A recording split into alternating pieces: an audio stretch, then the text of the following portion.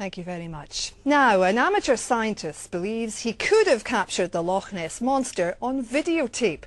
Yorkshireman Gordon Holmes was carrying out experiments at the famous loch when, by chance, he happened to spot a strange creature in the waters. Now, film of the incident is causing a sensation. Well, we can now join our own Nessie hunter by the shores of the loch, Nicola McCally. Nicola, it seems Nessie's back in time for summer. Well, Kirsten, the legend of the Loch Ness monster dates right back to 565 AD when St Columba was said to have seen a strange monster in the waters behind me here.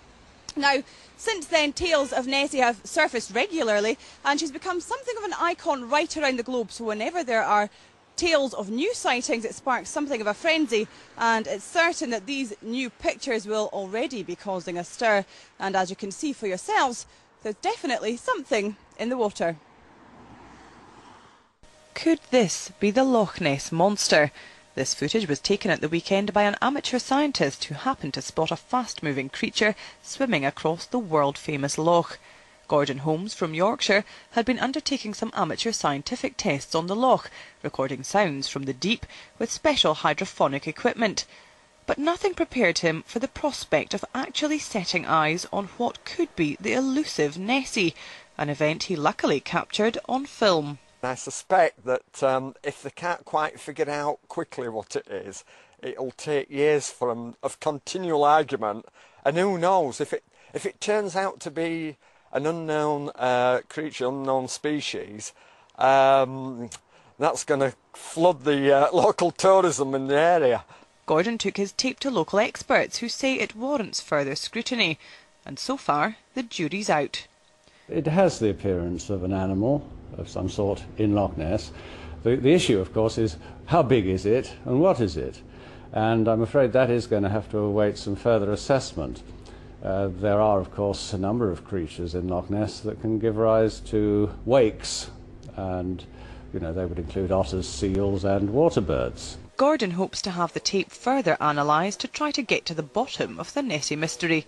But even from a scientific viewpoint, he believes the Loch Ness legend stands up to scrutiny.